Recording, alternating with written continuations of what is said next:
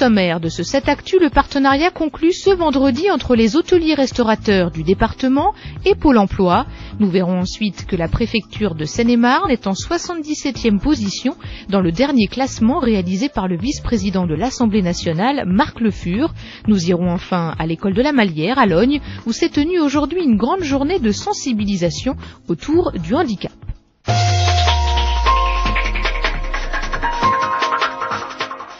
L'hôtellerie, un des plus gros demandeurs d'emploi dans le département, a signé ce matin un partenariat avec le Pôle emploi.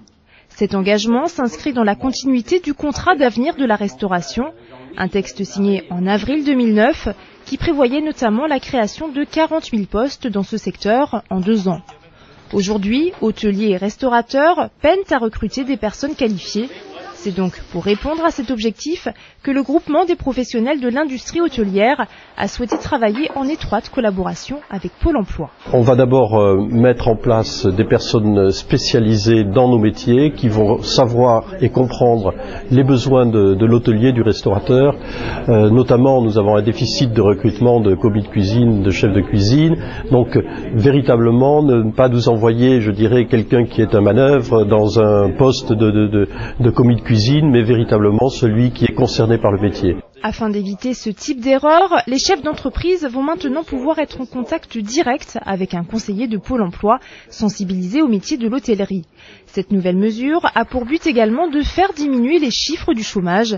À noter que sur 40 000 offres d'emploi cette année en Seine-et-Marne, 10% concernent l'hôtellerie-restauration.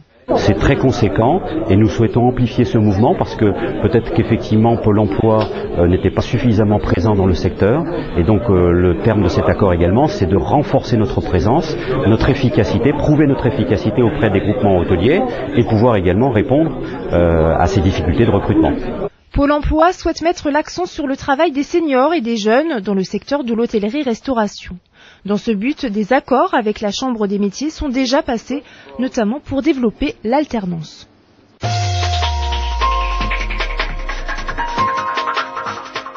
La préfecture